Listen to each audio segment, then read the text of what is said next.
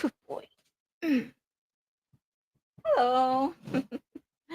Okay, give me one sec. He suddenly wanted to be on my lap. Hi, everybody. Okay. He's been he's been so um he's been so low energy and also very possessive. And the last since yesterday, so I took him to the vet yesterday, and so the left paw in between the second and the third, yeah, in between the second and the third, it was swollen. And so initially they thought it was a foxtail, which I thought was possible because where he regularly plays, I realized there were foxtails. And the only reason I realized there were foxtails was because there was something that got stuck in my joggers and my pants. And so when I took him to the vet, and the vet started asking me questions about him, I did tell him that there's a possibility it is foxtail. And so they had to make a cut, which they did. And then he said that he put whatever in there trying to find something. And he said, I didn't really find anything.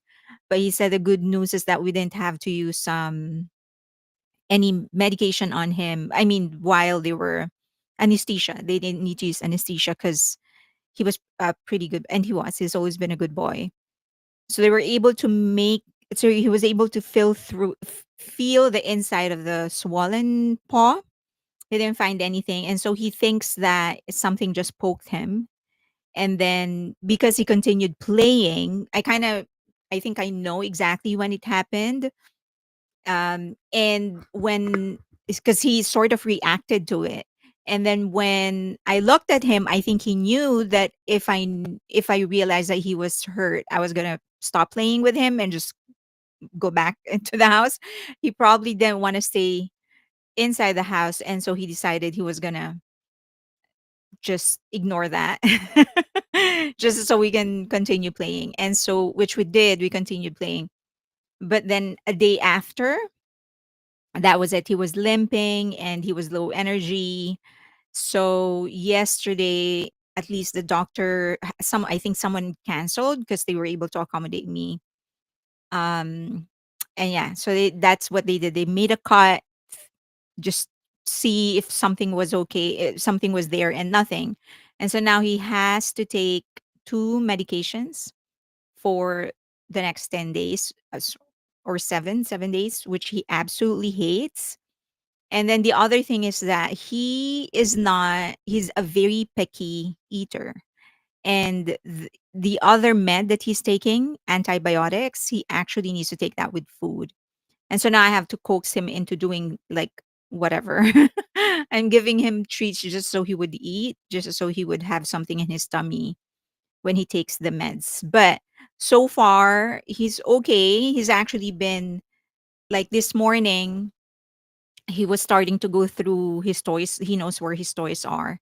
Was starting to go through it, and so that's a good sign because that means he wants to play, but he can't yet because the paw is going to get infected. So that's the update for him. But he's been wanting to be on my lap the whole day or whatever, and yeah, and also because he's not able to use up his energy, he's not very happy. So we can't do anything about it. That is the update for DAEBAK. Okay, let me say hi to everybody.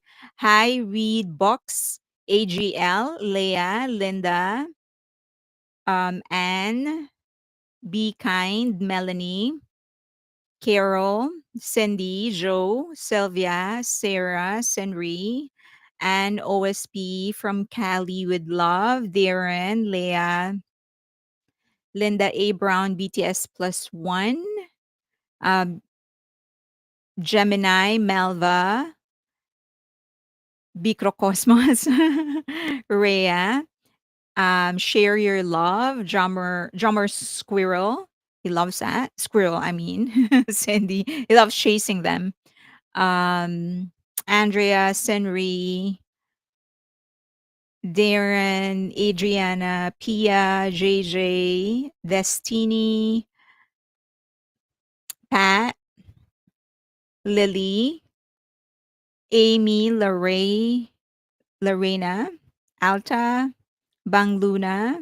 Oh, Lorena is on Twitch. Hi. Cindy, I know his phone. I mean, he hates it. He hates the cone.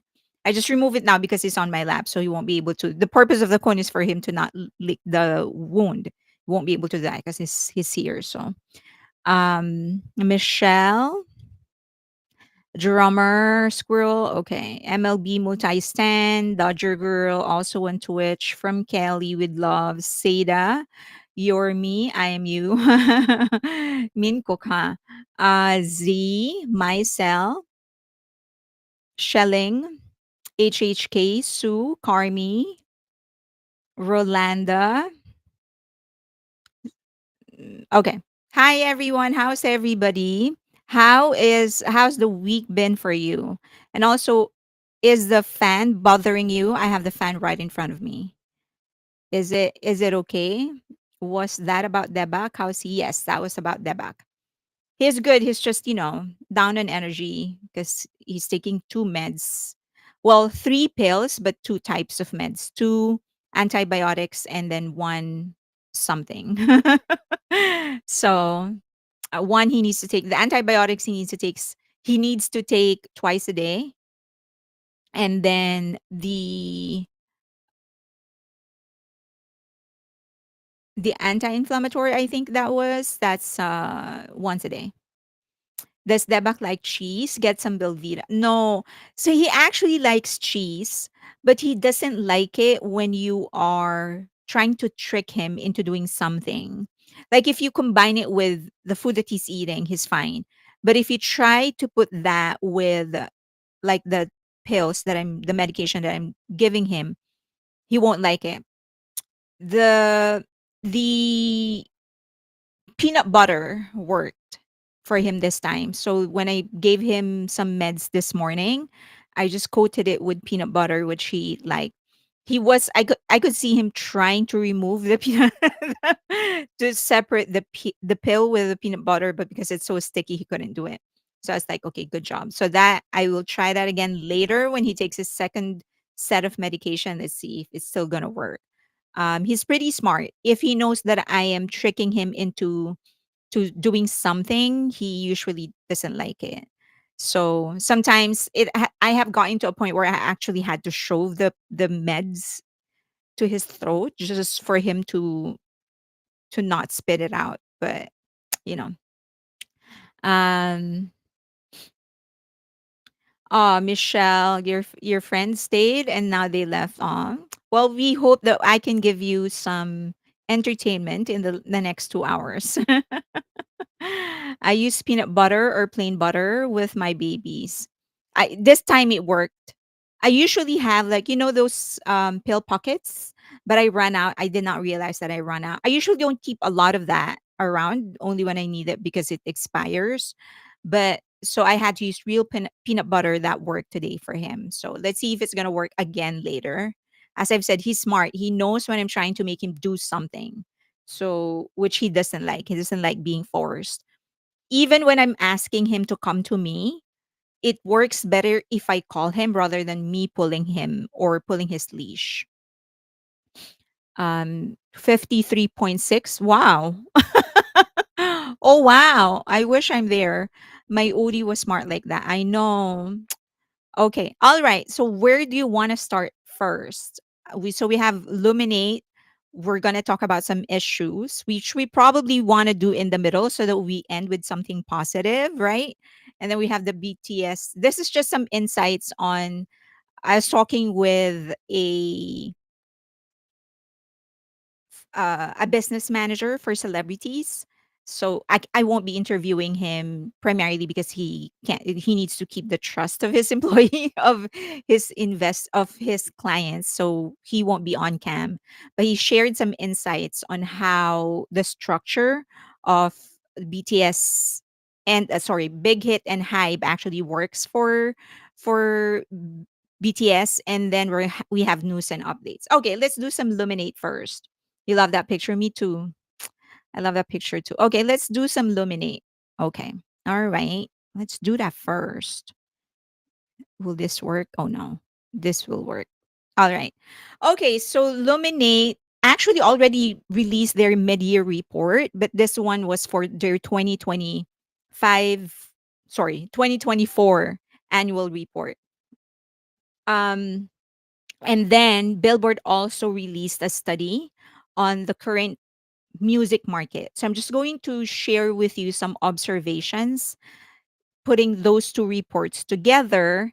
And yeah, just let's just geek out and have some discussion on the different insights that we can generate from the two reports. So number one is that for both reports, I have never seen a time when the music industry is so focused, the studies that are done by music labels are so focused on the fans as they are doing right now. It used to be all about the artist, the different marketing moves, genre, who's more popular, who's selling where are they selling more.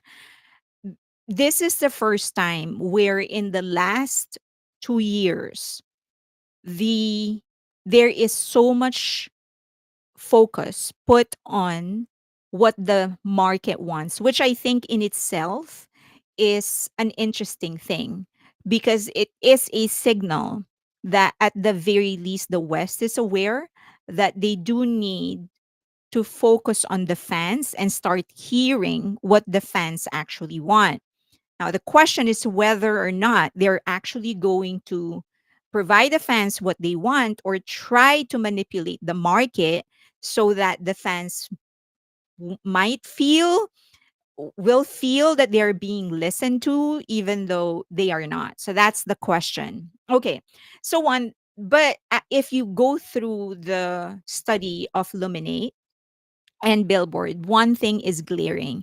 There is still very little understanding or very little effort to try and understand what superfans actually mean.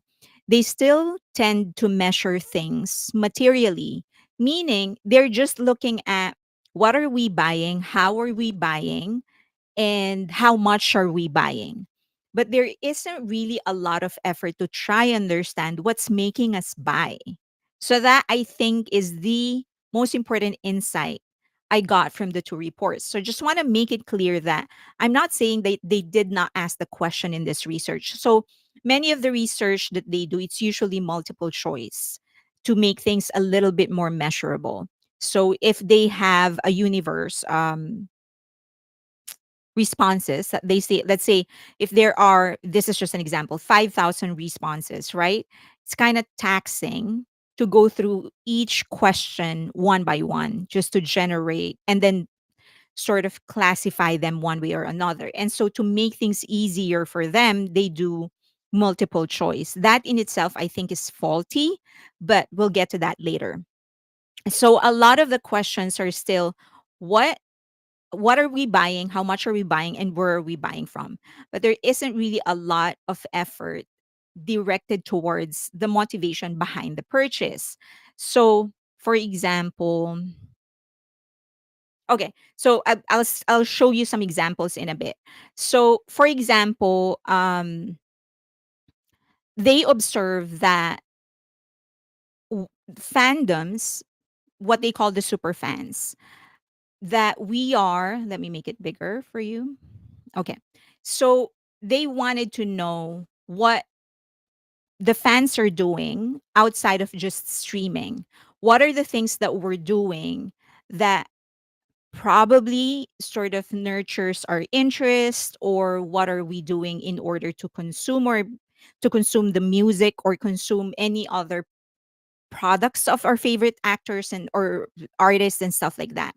And so they found out that that the biggest, by far, is not even close, the biggest activity of fandoms of fans is to try and communicate with other fans. So we're always looking for a community, in other words. So we're looking for people that have the same interest as we do, so that we can communicate and talk about the things that we are interested in doing. So that's one. That is the most common. So as you can see in the study, it's 75% of all the respondents doing this, and only 24% are actually going to events, including concerts. So that means that even those that maybe don't have the money to actually buy tickets for their concerts, they actually try to join communities. And so I think it is more important, this in itself, if the labels are actually listening, this would inspire them to actually do something about the platforms, fan platforms, that they are doing, that they are creating or buying, in order to nurture super fans. If you, I don't know if you're aware, but Sony and Universal, and I think even Warner, they all bought platforms that are similar to Weverse, where fans can actually come together and converse. Now, I have a little insight for you. I can't name the name, but because I signed an NDA. So as you know, uh I'm free now from so I am entertaining job offers, and I am looking, not just entertain, I'm just not waiting, but I'm also looking. But I think I've already shared with you that I will only be interested in a job that will allow me to make this my priority, which is kind of a difficult thing, right? Because if you have a job, of course, they want you to make them the priority. So that's the biggest hurdle that I have, but I'm not rushing. But last week, I did sit down with somebody for a meeting, and it was because of this. Okay, I can't name the, unfortunately, I can't name the organization, but it was about nurturing. They're essentially looking for somebody that will kind of lead in the community segment of their business, because they want to start um nurturing communities for the artists that they manage, right? And so it was a very, very interesting discussion. And so they were showing me the platform, the capabilities, and they were discussing like what else they can do, what they are willing to do, and stuff like that. And so when I was during that meeting, I was like, okay, these are great. Like all the functionalities that you have, they actually have some functionalities that I hope Weavers implement in their own platform. So as we were having a conversation, my primary question, as after all the things, after the bells and whistles and the production number and the song and dance, my primary question is that, okay, so if we're going to be doing this, how much can we ask the artists to do certain things in order to develop a closer relationship with their fans? Because at the end of the day, a button, an online button, a click, we call it the CTA, the click to the call to action, the call to action. Oh, I'm starting to forget the call to action. That is the button that asks you to do what it is that they want you to do. So I said a call to action is, a CTA is just a CTA. But if the person behind the screen doesn't have a motivation to click the CTA, it's not going to work. So if the target, because of course when you're being offered a job, of course there are targets, right? Even CEOs have targets. That is a natural thing. So there are targets. And so I said, okay, so if for example, let's just say singer A, singer John Smith, the target is to have 1 million people, 1 million paying members. This is just an example. If the target is to have 1 million paying members in his community, so what is he willing to give, right? I mean, for BTS, we get so much. We get things that they don't did never even promised, from live stream to cover songs to silly videos to all of those things. So I said, so my primary question was that, okay, so if that is the target, if you're setting that as a target, what is it that we can ask or include in the contract of the artist so that they will do their part in getting their in enticing or developing a relationship basically with their fans.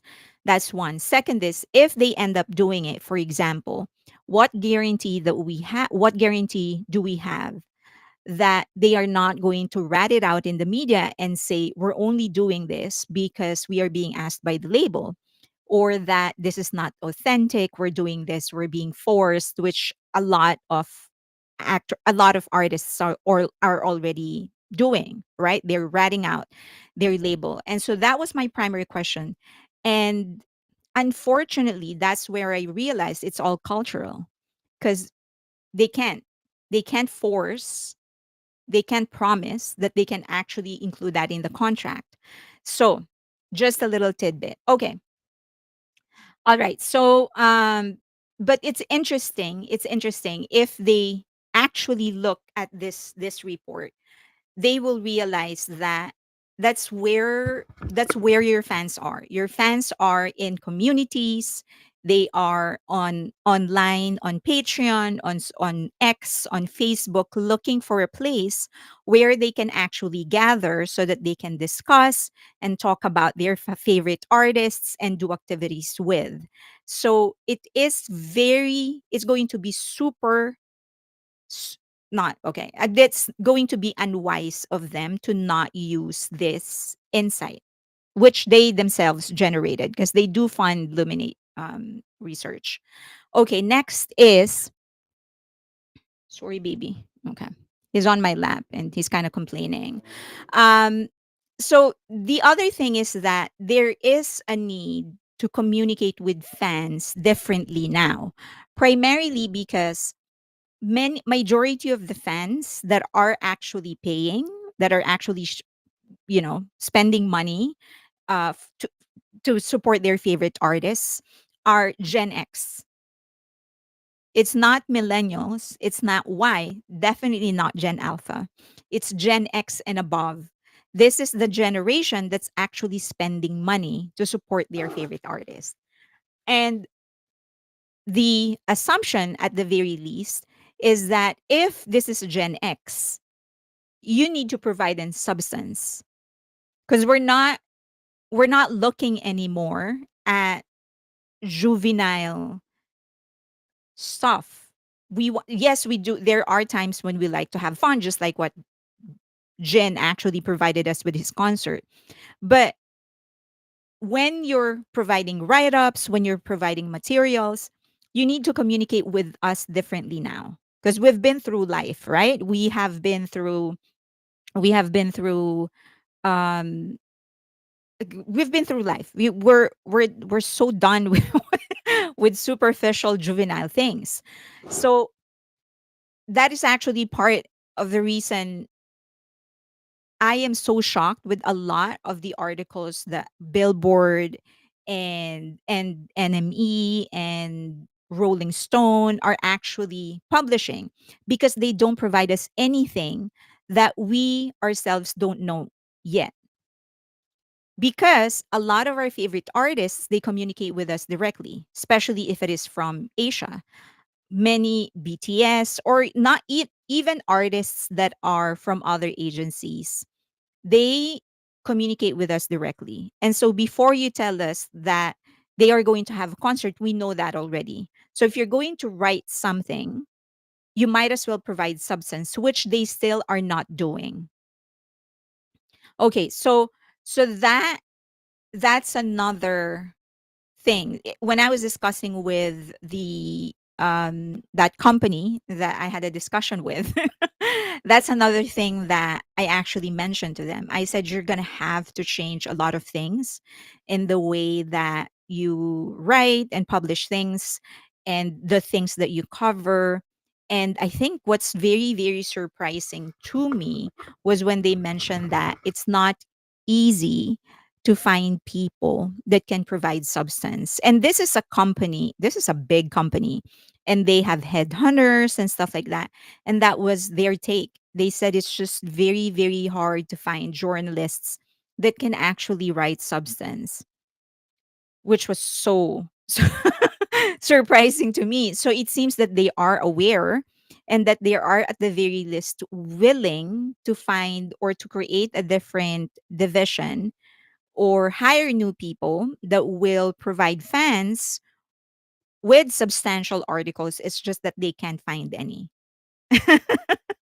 So, okay.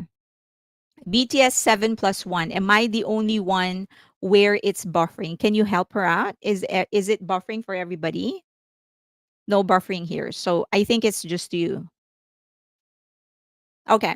So all right. So that's another thing. That majority of the market, the ones that are spending, not necessarily the ones that are supporting, but the ones that are spending, they're mostly Gen X. So 45, is that Gen X?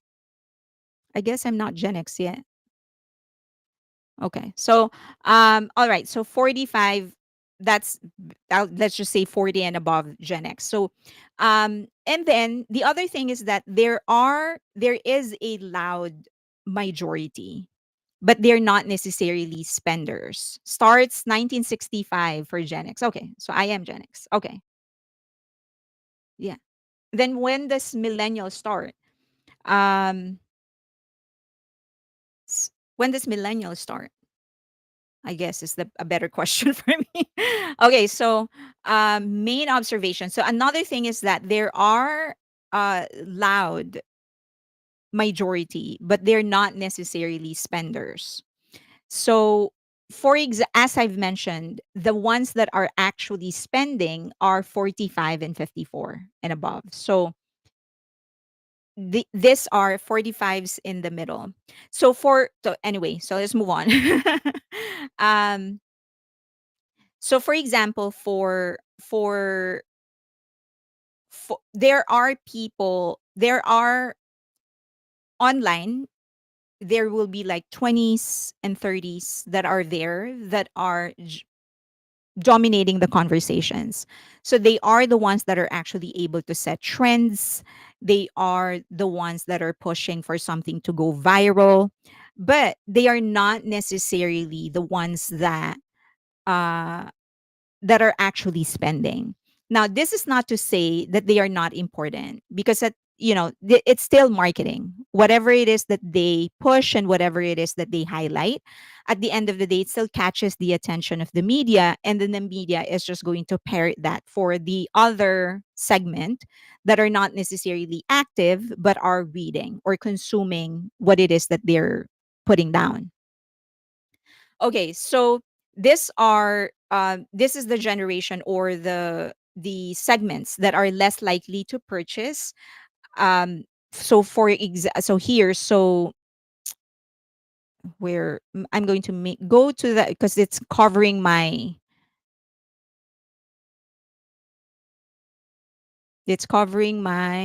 okay, there you go. So um overall, less likely to purchase album variants is for 52%. So um many would actually buy one, but not everybody would buy multiple versions. Now, less likely to attend in-person events, but more likely to be active online. This is very interesting because if you can see here, where is that 75%? They communicate with other fans online only. So 75% of the fans, they're just online, but they're not necessarily paying for something, at least not directly, meaning they're not purchasing CDs, they don't have paid subscription, they're just online. So that's how they do their consumption. So yesterday, someone actually asked a very important question on X. She said that if you're not consuming paid or direct content of BTS, like their documentaries and other paid content, and you don't even have subscription on Weavers, then how are you consuming BTS? Who is the BTS that you know? Because if you're not getting your news or your information directly from BTS, for example, then the BTS that you know is the BTS from the eyes of the audience, not necessarily the BTS the BTS that BTS actually present as. So I thought that was a very interesting question. But for different organizations, the the challenge is to tap that 75% that are not consuming, right? Because if you look at this, 18 to 24 years old, they are the ones that are not paying. The rest are paying. Most of the 18 to 24-year-olds are just online. They're just joining communities, but they're not necessarily spending. So if you are the organization, if you are the label, how are you going to convert these people into a paying customer? That's the first question. Second is that you do still need to analyze, is it even worth it? Or are these people that are claiming to be fans aren't fans, they're just there because it's something for them to do. They are just claiming to be fans. So this is what I'm talking about when I said that they're not necessarily providing or not necessarily asking questions that will lead to them understanding super fans deeper. My guess is because of this. If you're not actually spending, can you even consider your can they even be from a business perspective? Can they even be considered super fans? Right? Or are they just noisemakers online, which are not, then that's not bad either. Between the Luminate and the Billboard report, Luminate concentrates more on the output, meaning what are you spending on, how much are you spending on, what are you consuming. Billboard, on the other hand, had a better understanding of what it is that the questions that they actually need to ask, so they ask the why questions. All right, so that's for Luminate. So just to wrap up, most of the paying customers, it's 45 and above, right? And so there is a and they're mostly, and they're not just paying, they're also joining communities in order to get in touch with other people that are sharing the same interests. So that's one. And then a lot of the people that are noisemakers online, they're not necessarily paying customers. Do you want to get down, baby? Okay. Say bye. Want to go down? Say bye.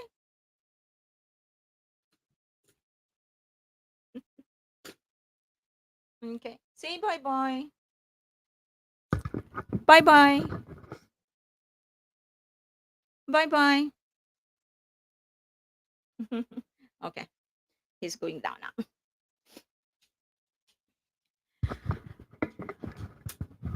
Is it a chance that some of this can't afford to buy but instead are streaming? If they are streaming, they're streaming for free. So they're using Spotify free.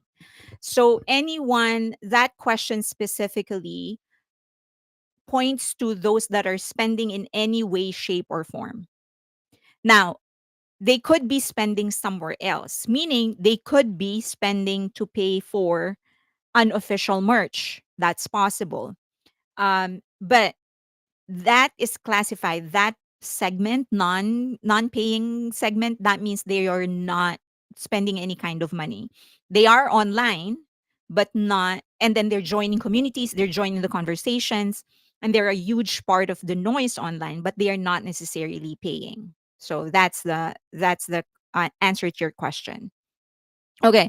So I just thought that it is important for us to understand that as we deal with people online, I'm not saying that the people that are not paying, that they are not important. Many of them could probably really be that they don't have the money to do it, that they would if they could. That's very possible. And I am in no way, shape, or form demeaning them. They are important, as I've said, because they are part of the marketing. They create the noise. And that noise has helped BTS and many other groups in many forms, right? So they are important. It's just that that's what I was talking about when I said there is a lack of understanding as to how the behavior of super fans. What are we even talking about here, right? And when you sent out that question, that research, how do you? how do you choose these people? Is it simply because they claim to be fans? Because many of these people that are not paying and that are online because they don't have work, right? Because they are younger. So these are not the retired ones or close to retirement or older and professional, and they have the time in the world, all the time in the world, or at least the flexibility to be online and do the things that they want. This is between 18 to 24, maybe even 18 to 30. So when you sent out the question, what are you see how did you classify or how did you filter your universe is what we call in the research. How did you filter your respondents?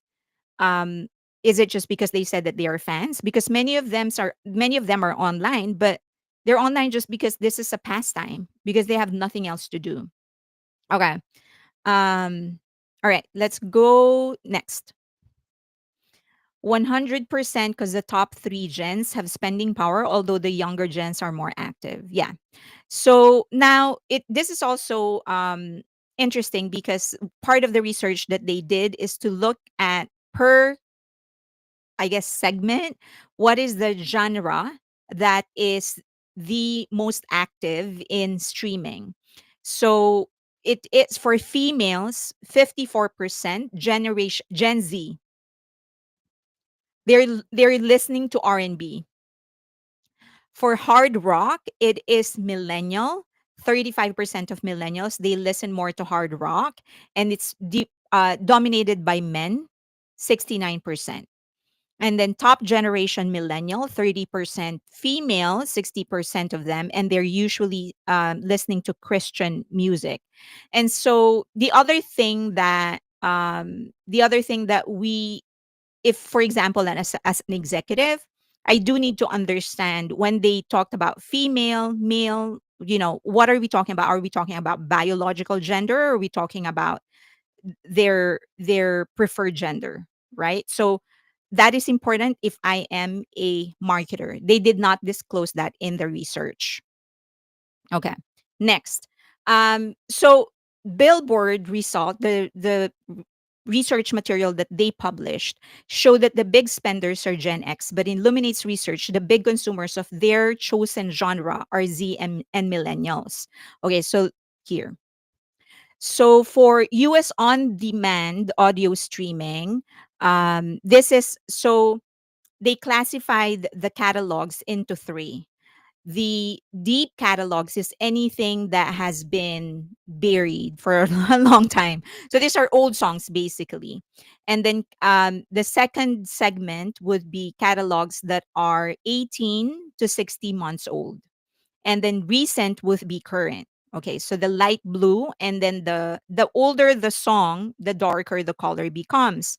So for this is very interesting because Christian or gospel, which is a huge part of the music industry, many of them are actually seeking out new songs. I thought it was going to be reversed. I thought that if it is gospel, they will gravitate towards the old ones, because that's where, growing up in church, you're listening to the old versions, right? So I thought it was interesting that they are the segment that's actually seeking out new versions or new songs altogether. And then for country, and then the biggest of the old catalog is rock. So many rock fans are actually listening to songs that are 16 months or older. So again, interesting. Like, and but I don't also find that odd, because personally, because before BTS, my favorite group was actually Linkin Park. And because I'm not over Chester, their lead singer, I still listen to the old songs. I have to confess that I just listened to when they got a new vocalist, the woman Emily, I think is her name. I listened to their songs their album once, and then I just reverted back into the old version.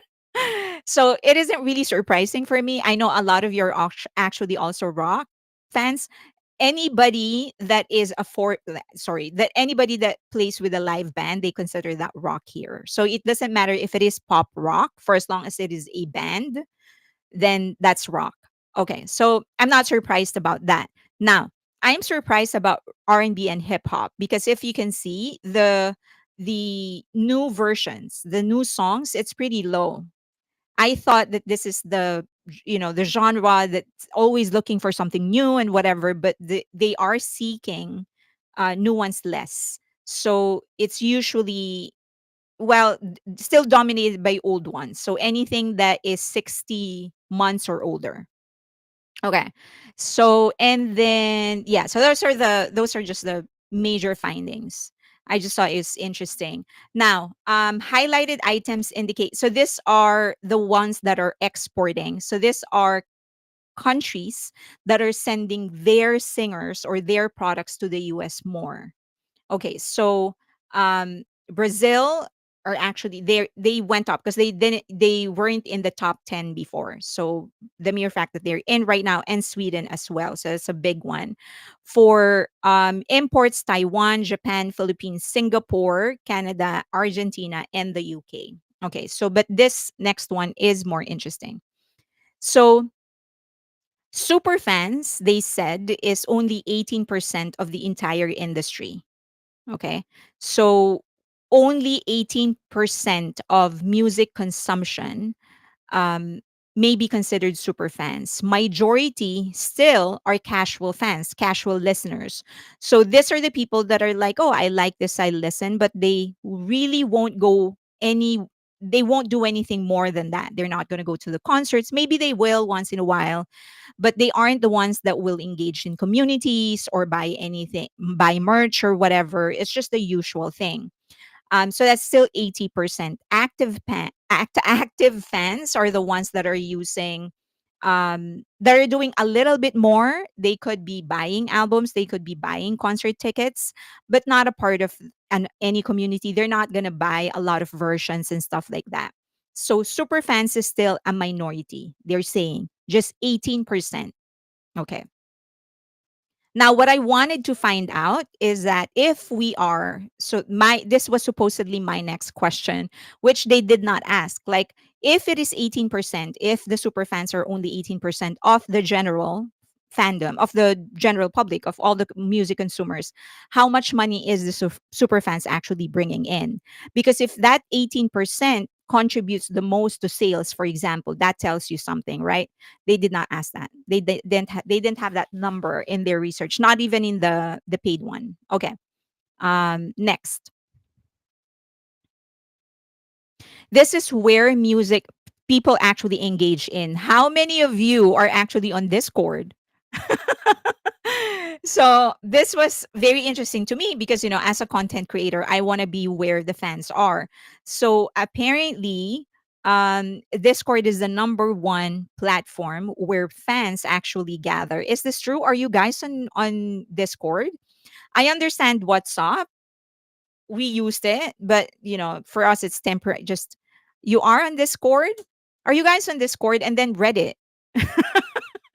Oh my god, I was very surprised with Reddit and Discord. I was listening to the Platters yesterday. You're on Discord, Bang Luna? Dodger girl, you're in Discord? From, oh wow. Okay. Discord, okay. Do you consider yourself a super fan? Me? Yeah, I am a super fan. Um I am on Discord, no Reddit. Oh, Reddit. I know about Discord when there's news about YG leaker. I go to Reddit too, but not a big user. Okay. So apparently Discord is the most popular. Second is Reddit. Third is Twitch. And then WhatsApp. So I know that for us, for the community in Patreon, we use WhatsApp because that's where we communicated for, the activities that we were going to do for the tour. So I did not know about Discord. I know that someone told me that I should be in it because that's also another way I can, from the platform that I'm using, I can actually blast my live stream there on, real time as well. But okay, I don't know if I have the bandwidth right now, but I like Discord much more than WhatsApp. Is it because it is encrypted? Isn't WhatsApp also encrypted? I'm on Discord, but mostly to communicate with my fellow musicians. Ah, the lives are growing. The crawl is rapidly fire on Twitch too. Okay, so this is where the community are forming. The communities are forming in this for the top four. All right. So I thought that was just interesting. As a creator, that's very interesting. So these are just gamers. And then top entertainment activities other than listening to podcasts. So they stream, most are very much into shorts or TikTok. They stream short contents, which is very interesting because I haven't done it in a while and haven't really paid attention to it. Because, okay, so I'll share something um, that a lot of creators actually know. We just really don't talk a lot about it. But we don't, unless you have like millions and millions and millions of views and millions of followers, you don't really earn a lot from short form. There will always be the one percenters is what we call it. The one percenters are the top 1% that are big on TikTok and other short form content that will earn hundreds and thousands, hundreds of thousands, and that includes the ads and brand deals. But for the most part, like I still am a small creator, so for the most part it's not really bringing in a lot of money, and so that's primarily why I don't create a lot of it. Although we do get some advice from YouTube, and one of the things that they said is that you're not getting a lot of money because you're not doing it. So they're like, you do a lot of long forms, just cut it down. So let's see. But many of you are actually outside of listening to podcasts and listening to and watching long form videos. The thing that you do is stream. Sorry, yeah, stream short form videos. And then you also engage on social media. And then you listen to music, of course, and you um, cook food for leisure. So these are your pastimes outside of okay. Um, this is a specific focus on Lisa. I'm not really sure why they actually had a special page for Lisa, but I guess this is to demonstrate how other activities outside of music can actually influence their popularity and their music and the consumption of their music as well. So they said that when White Lotus went on air, this is her new show. So this is a Netflix show, and she played the role of a hotel staff, I think. So they tried to track whether or not that show is going to affect the streams of her songs, and it didn't. It didn't. So, for example, um, look at that. So this is the yellow line is Lotus, the show. So it aired, but as the airing continued, the streams actually went down. So so they were like, "Huh, interesting. It didn't affect her consumption." So the hope was that as the show continues, she her people are going to be curious about her music and they would consume her music. My So when I saw this, my question was that why not? Why did it not affect the streaming? And my theory is that the role that she was playing isn't consistent with her brand. So she was playing a staff uh in the hotel. And I think she had a like some sort of a love angle with one of the love story with one of the characters. And so I thought like, well, that's not what the fans have come to know her for. She's known for her glamour, for her power, and then you made her into a staff. It would have been different if she was a staff member, but was she could be a snappy one, like something, but that's not. So, but again, this is what I was talking about, where I feel like when they do some research, they don't necessarily dive deep enough for me to understand and get the right information that I actually want. Okay. All right. So this is just the festival intent. So majority of those that are sharing interest in going to a festival, they're actually millennials.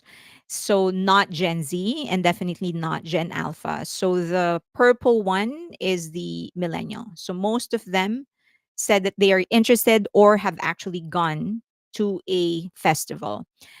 Next, US music listeners versus AI music. So fans are actually listening to AI music and they don't mind. They don't mind that at all. And yeah. So okay. We're in that generation now. We're in that stage where people are actually listening to AI music. But majority of the AI music that they're listening to don't have lyrics. So it's just instruments. So I guess background noise when they're doing something, they're listening to that. Okay. Next. These are the top 10 albums in the US. The Weeknd, Kendrick Lamar, Sabrina Carpenter, Lady Gaga, Morgan Wallen, I don't know if it is I thought it is Waylon. Someone said it is Wallen. Taylor Swift, Chappelle Rowan, Stray Kids, and Enhypen. So 8 and 9. And then Wicked Movie.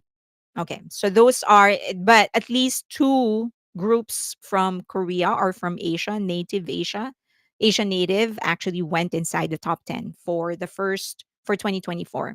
And then top 10 CD albums, The Weekend Stray Kids is number two. So this is the physical CD.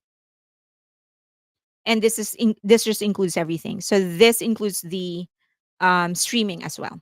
Okay, so the physical CD though, Stray Kids number two, and Hype number three, 80s number four.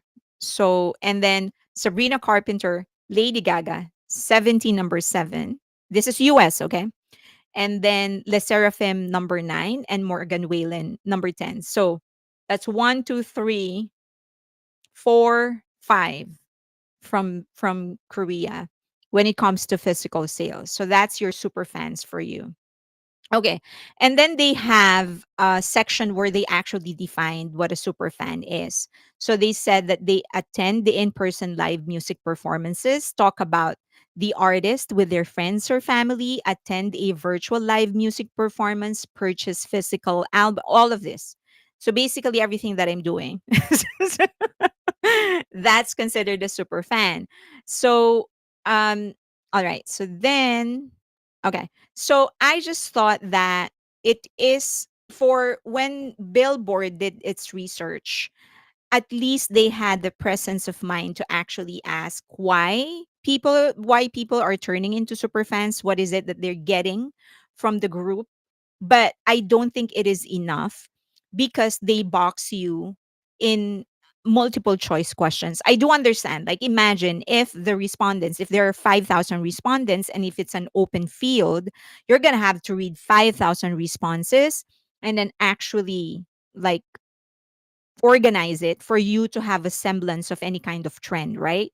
But I personally would rather do it that way. I would rather do 5,000 open, like just answer it. I'm not going to prompt you. I'm not going to box you into five different questions and force you to choose one. Um, but yeah, who was the act that got number one with radio play with hardly any sales and streams? Oh, yeah. Oh, I forgot. I forgot. I also like the idea. It will come to me. I also like the idea of connecting in concerts, and AI wouldn't give that to me. I turned my eldest sister and my niece and nephew into BTS fans. um, K-pop are doing great, and this is with 5 of 10 for Korean artists. Yeah, 5 out of 10. So, like for example, so yeah, I think when I saw this research before I had a meeting with that organization, with that company. And one of the things that I told them was that, uh, if I, for example, if I take and lead the community growing the community section, that segment of your business, I can only do so much, right? I cannot grow the community if the artist does not participate. And that is what's lacking in the West. Many artists are not willing to do anything more than what they are doing in order to gain more fans. There's still a lot of emphasis on authenticity and artistry. Like for them, and I guess it is, as I've said, cultural for them, you're still just fans and you're going to consume what I put out. And if you don't have if you're not okay with that, then you go away. That's how they view their career. And And I did tell them, I said, that's you're just going to have to change eventually, because a lot, if you talk to Gen Z and Gen Alpha, a lot of them don't see mainstream celebrities as celebrities. They look, if you talk to them, they are going to talk about Mr. Beast, all of these online influencers. Those are the celebrities, because those are the people that they watch day in and day out, putting out content, talking without script. And if your artists aren't willing to do that, then it's not going to work. So, real versus artist, I pick real every time. Oh, okay. I could not go to in-person concert for a long time, but I was still a super fan. I bought things, subscribed. Yes, so you are a super fan. It's BS. They complain about lack of engagement but aren't willing to do anything. Yeah, like for example, um so there was they want the biggest artist that they have, that company that I met with. Um and I was looking at her numbers and I was thinking like, okay, she's not the biggest, but one of the biggest that they have, and I think they're kind of pushing her. You might get a clue who they are, but I think they're kind of pushing her. It's not Taylor Swift, so definitely not that level. She's doing well. She's not selling out arena yet because she's pretty new. Well, not new, but I guess her fame is pretty new. Okay, let me put it that way. So they're sort of nurturing her to become the next superstar. And I was like, the numbers are good. The numbers are good. And so one of my question was that, okay, these numbers are good in terms of streaming and a little bit of sales. And my question was that, okay, so tell me how much of this is actually paid playlisting and the result of ads versus organic. And and this was like, I think I got a hunch on how difficult it was going to be, because none of them, of the three people that I met with, none of them was willing to actually tell me that information. So, and I understand what they were saying. Like, it could be that one person, like for example, one person um discovered the artist through paid playlisting, for example, got to like it, and then told her friends about it. How are you going to measure it? I got that. I get that perfectly. But I told them, okay, all of those considered, I think I have a brain. I will be able to consider that. But I still need to know how much of this streams were actually directly affected by was a result of paid play listing and paid marketing, because this is important, right, for me to actually really gauge. And then from there we'll know, are they actually retaining their, but anyway, trends. But they were not willing to disclose. So I was like, if you're not, if you're not, and I signed an NDA. So if I can't, if you're not willing to tell me, then how am I going to do my job properly, right? I checked out Ariana Grande when she joined Weavers, but she doesn't ever seem to do anything, so I quit. Sabrina Carpenter, I can't tell you. Sabrina is already selling out arenas, by the way. That's the only thing that I can say without getting sued. Not willing to disclose, that says something. I believe that BTS moved their songwriting album preparation to the US due to HYBE SK leaks. Okay. So do you want to go to the next, do you have questions, clarifications before we go to the next topic? Because it is interesting that BTS actually decided to do their album in the US, right? Because a lot of the things that they could have done this in Korea, which they have done before. All the albums that they actually released, they were recorded and they did it in South Korea. So it was a little surprising that they decided to move to the US, at least temporarily, to do this album. So that was interesting.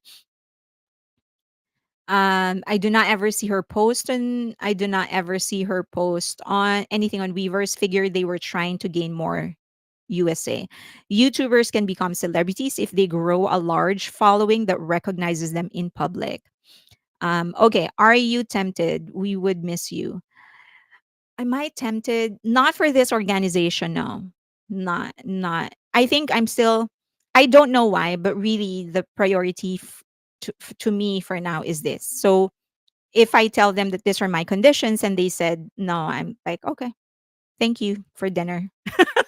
That was a good dinner. uh, it's gotta be hard for new artists to get fans or noticed by GP if they don't get radio play. One hot shot. Oh my god, I'm so late. They no, actually, no. Majority of the consumption is happening on streaming. So not necessarily. It's just it's I think the proper terminology is that it's harder for them to get noticed by the GP if they don't have marketing budget. 'Cause, if you have that, then Jenny's move to actually partner with the former CEO of Spotify is actually genius, because the CEO of Spotify now has he has a wide network now, and she is his first artist. So that is going to open a lot of doors for her. So a strategic partnership can also be a route for artists. Okay, next, let's go to, do you want to do BTS business moves, or do you want to talk about the issues? J Hope did that when he was discharged. She said it was a great idea. So I think yeah, probably. So what do you want to talk about first, the issues or BTS?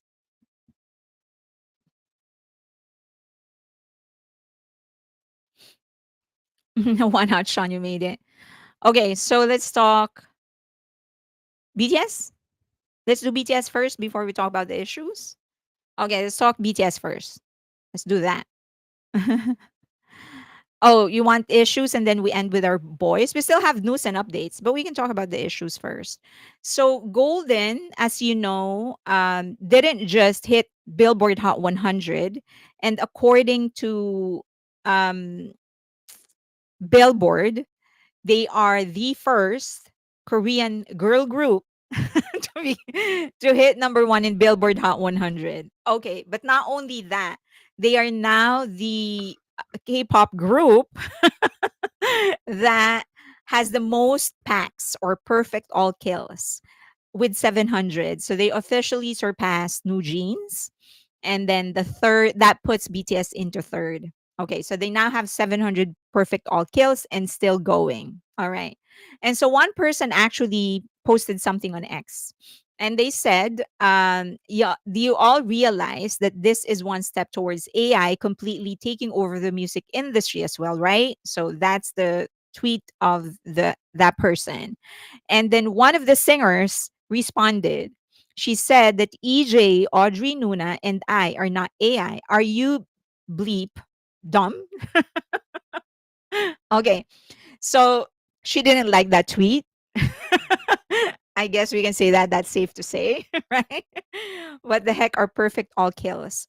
So they reach number one simultaneously across all streaming platforms in South Korea, including real time and weekly. So that, yeah, so that would be, so the peak is measured by the hour. So each time they get simultaneous number one across all platforms, that's a pack, a perfect all kill. And then yeah, and so each time they do that, they count.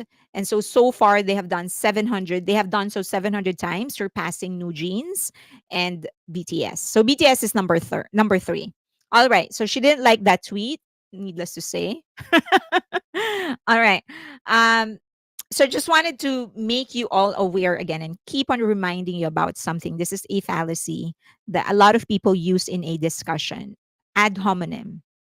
And this is, a lot of people use this, and sometimes people aren't even aware that they're actually using it.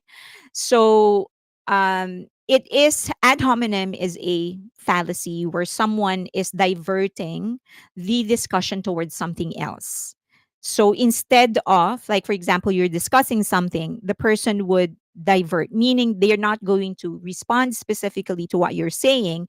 Instead, they're going to talk about something else. Most of the time, they tend, that person, the person that you're discussing with, will minimize what you are talking about. Like, for example, okay, this is just an example. If I say, like, um, they're always, BTS is not safe when they're performing because they are always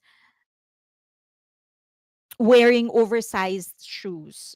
And oversized shoes is not great styling, so they don't have great styling. So let's just say that. This is just for example. My points are valid, right? um, in aesthetics, it has to be perfect. That for it to be perfect, then everything has to be perfect. The sizing, everything, and that also includes the safety. And someone says, like, you're being juvenile. Like, that has nothing to do with it. It's just shoes. Everything else looks great. So that is ad hominem, because instead of responding to what I'm saying, that person is diverting into another issue that has nothing to do with what I'm saying. That's ad hominem. And a lot of people, when people started talking or about this thing of Billboard calling um Huntrix as a K-pop girl group, they're saying that you shouldn't be, basically a lot of people are saying, like, why are you even considering it's a K-pop girl group? It's a fictional group. And a lot of people are saying you're so juvenile. It's still songs, it doesn't matter. So this is ad hominem. This is what they're talking about. Ad hominem. Okay. So because the truth is that it may seem, it may seem juvenile, because it's like, why, because people are like, why are you getting insecure about a fictional group? Well, let's just say the proper answer to that is, let's just say, for the sake of discussion, I'm insecure. Okay, let's just say that I'm insecure. Does that invalidate my point? Right? So even if I'm insecure, even if I am angry, even if I know nothing about music, just answer my point. Is it valid? It doesn't matter what you say. Is it valid? That is the only response that is proper in a discussion like this. Because with what they are doing, recognizing Huntrix, a fictional group, as a legitimate girl group, they are actually going to dilute the footprint of Korean acts. And that includes BTS, that will include the soloists of BTS, Jungkook and Jimin, and even acts like Blackpink, Twice, and maybe even lesserafim. Because if they do well, the same way Frozen did well, then people are just going to say the most successful single is this, or the most successful group is Huntrix. It's actually not BTS, even though they are a fictional group. Okay. So just wanted to make you aware of that. So when people start responding to that, that's the that way. When people start saying that you're so juvenile, this is immaterial, the proper question is, okay, let's just say I am being juvenile. Does that invalidate what I'm talking about? So just to compare that to how they treated Let It Go when it reached number one, they actually said that this is how they were writing it. Let It Go helps Idina Menzel make Hot 100 history. Okay, so that's their write up from Billboard. This is how they were posting it. This is for Bruno Mars. We don't talk about Bruno from Encanto has reached Frozen's Let It Go peak at number Billboard Hot 100, and then it is number 5 with 25.2 million streams. Okay, another tweet. Frozen returns to number 1 on the Billboard 200 for a sixth week. So they're always called or addressed using their fictional name. And they are just called that. They are a Disney movie, a Disney song. So suddenly, how is it different from Hand Tricks? So this is a perfect example. Biggest hits from animated movies in Hot 100 history. So they're always very clear that it is an animated movie. And that's what K-pop Demon Hunters is. It is an animated movie. So why are they suddenly calling them a K-pop group? I have absolutely no problem acknowledging the three girls. I am one of those that keep on tweeting about their name, that are constantly calling them by their name. I have absolutely no problem about that. It's just that it's just a puzzle that suddenly they are a K-pop group. Why? When they have not treated any of these hits from any animated movie the same way. Exactly. It is known as an OST or movie soundtrack. Exactly. But suddenly for Huntrix, they are a K-pop group. So what's happening? They tweeted this yesterday. They said that Huntrix becomes the first girl group to reach Billboard Hot 100 number 1 since Destiny's Child. They were number 1 exactly 24 years ago this week with Bootylicious. So suddenly they are a legitimate group. And then this guy's Jeff Benjamin actually tweeted that history of number 1 songs in Billboard Hot 100 with Korean lyrics. So I get it. Okay, I get it. He's specifically saying Korean lyrics. And so that actually took out many of the songs. He didn't have to mention other songs from BTS that hit Billboard Hot 100 number 1 like Dynamite and Butter and Permission to Dance, and that also invalidated Jungkook's 7, which also hit Billboard Hot 100 number 1 in 2023, but they're in English. He got a lot of backlash from this. Okay, so everyone said like, why do you have to make that classification? So I'll give you the just a fair point of view. um Billboard has made that distinction before. So they actually have a post dedicated to non-English songs that reached Billboard Hot 100 number 1 or top 10 actually, Billboard Hot 100 top 10. So they've made that distinction before.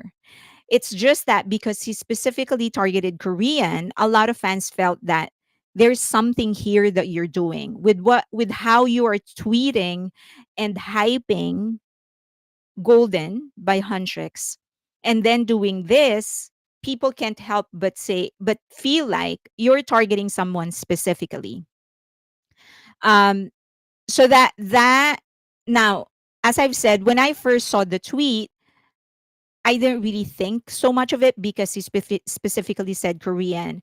But then when I was doing the presentation and I realized what they were doing with Golden and Huntrix, I kind of realized that what is it? Is there a play into this? Like what are you trying to do? Why are you suddenly shoving Huntrix as a legitimate group?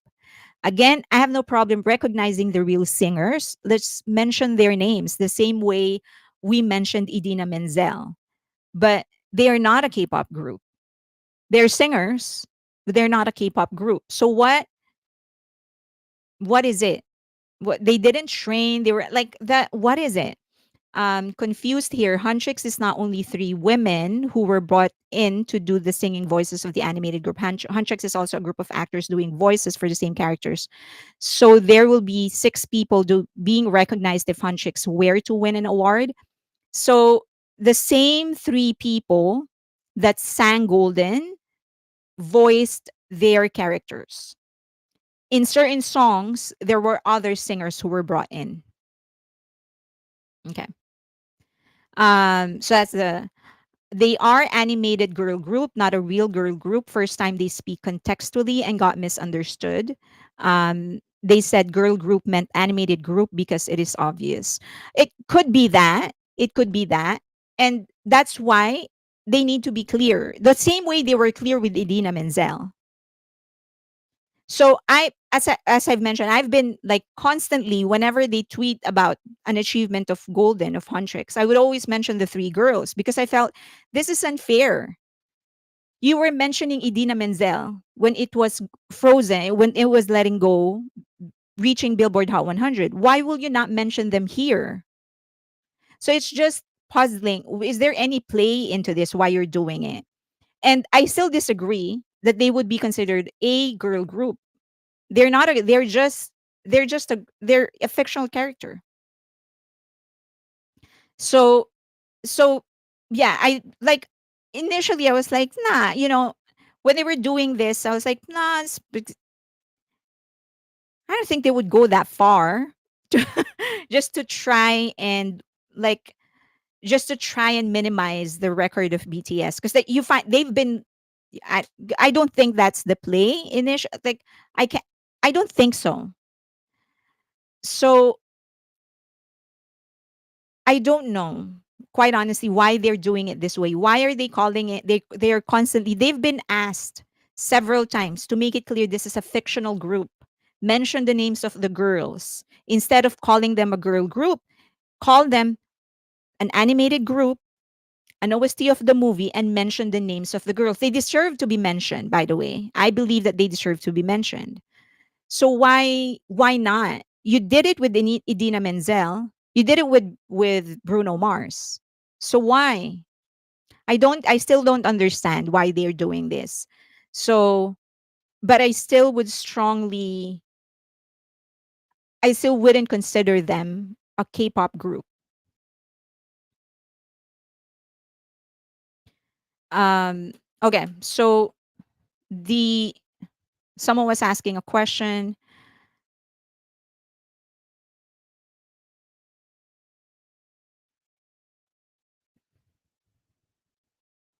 Like they were someone was asking a question about Twice singing. So Twice, three of the members of Twice actually sang one of the songs, Strategy, I think. So that was Jio, Jonghyun, and Cheryong, which she's going to release her solo album. So they sang one song. But Golden, the one that hit Billboard Hot 100 number one, that was sung by the three. So this is straight up a movie soundtrack. These are not living people. They're only as good as the real artist who sang the song. The, yeah, that's why I'm saying I can't understand why they won't just call it an OST, a soundtrack of a movie. Why would they constantly mention that they are a Korean girl group? They're not. They are fictional characters, and there are three very real people behind those voices. Why not just mention them? Why not just say that EJ, um, and the three characters and the three singers, sorry, the three singers got to Billboard Hot 100 number one thanks to Huntrix, or the other way around, that thanks to these three girls, Huntrix hit Billboard Hot 100 number one. Why constantly call them a Korean girl group? 'Cause they're not. Even if they sang that, they're not a Korean girl group. They're just three people that voice those songs and the characters. This way, they show that US can produce successful K-pop group, diminishing all K-pop industry, especially BTS. That's one of the things that someone said. They said that because this is primarily funded by a Western production company, they're saying that this is one way of them proving that US can actually write better hits, bigger hits than Koreans. Comparing them to a real K-pop group does look suspicious. It's more than suspicious. I really don't understand. So that actually what puts Jeff Benjamin's tweet in a bad light. Had he actually stuck to the original way they're doing it, where because they always make that distinction. They've made that distinction, meaning they've always had a special list of non-English songs that hit Billboard Hot 100 number one, and that is a rolling list. That article gets updated, so now we have a new entry. But since here he specifically targeted Korean, it kind of looks suspicious. Maybe he was asked to do this, I'm not sure. Fairlane, real awards will be given to a fictional group. Western music industry is very happy to have finally gained a foothold into K-pop via Netflix and Sony. This is how they're going to do it. Anything to knock BTS is why they do. The whole thing was inspired by BTS anyway. Yeah, well, it's just they should have done it the same way they did it with Idina Menzel. They should have done it that way. So, yeah. Okay. These girls are campaigning for Grammys. I read the article. I have no doubt that they will campaign for Grammys and they have a good chance of winning. I hope they win. Okay, I hope they win. I- It's not in me quite. I'm sorry, but it's not in me to wish anybody ill. And this, I mean, this one of the three actually wrote or co-wrote and co-produced the entire thing, so they deserve to win a Grammy. Quite honestly, they do deserve to win a Grammy. It's just that we cannot continue calling them a girl group because they're not a girl group. It's just- I don't understand this obsession. So, if they win the Grammys, they be framed as the first K-pop artist to win a Grammy. Whatever. Okay. I don't. It's just okay if they want to. If they want to, they're not a K-pop group. Okay. Expecting equal treatment is not logical. Never. All right. Okay.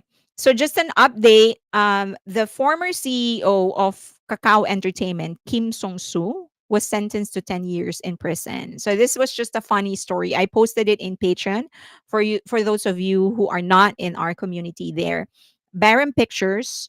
This was they I think co-produced When Life Throw You Lemons or something like tangerines. When Life Throw You Tangerines or something like that. It starred IU. So Baron Pictures was founded in 2017 with just 100 million won in capital. So that's not a whole lot, 100 million won. And the ownership before it was acquired by Kakao Entertainment was 80% owned by Yoon Jung-hee. And Yoon Jung-hee is the wife of Kakao Entertainment's then investment strategist Yi Junho. All right.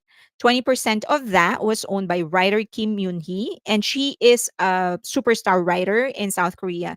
One of the unique things in South Korea is the influence or the superstar status that writers actually have. It's unprecedented. Like superstar writers there are treated almost like the director because a lot of the because the story actually really relies on them. So she owned 20%, and then later on another superstar writer, sorry, Park Ye-ryun, uh, joined the company. Okay. All right. So that was Baram Pictures. Now, they were incorporated in 2017. Now, Kakao bought it. Kakao bought it. Now, the prosecution said that this deal is actually suspicious because they claim that the price was not by the when they bought Baram before all of these hits actually happened, it was overpriced. So why would you pay for something like that high of a price for a company that was barely making any at that time? Okay. So the other thing is that instead of buying directly, Kakao bought it from a Hong Kong fund, a PEF. So I've discussed a private equity fund. So what happened was that PEF bought Baram, and from that PEF, Kakao bought it. So the prosecutors are saying this is a suspicious route because you were just trying to clear your name with the clear the connection between the owner, which is wife, the wife of, let's go back. Her name is actress Yoon Jun Hee. You're trying to clear the connection between the owner, 80% owner, Yoon Jun Hee, and the Kakao investment strategy head, Lee Jun Ho. That's why you routed it through a private equity fund. So that's what the prosecutor was saying. And then when they bought it, there were a lot of money going out because they were doing productions. Before the purchase, Kakao gave Baram 13.7 billion won for planning and development and 20 billion won in loans, and prosecutors think this was basically handing them money because they weren't making money yet at that time. So the other thing is that the personal benefit. One of the executive, Lee Jun-ho, gave the CEO Kim Sung-so about 12.5 billion via checks and credit cards. And prosecutors think that it was a kickback related to the deal. So what they were pointing out essentially is that all of these people that are involved, Lee Jun-ho, Kim Sung-so, they were just making money out of Kakao Entertainment. All right. So, and they were trying to clear their name by routing it through a private equity fund instead of purchasing the company directly.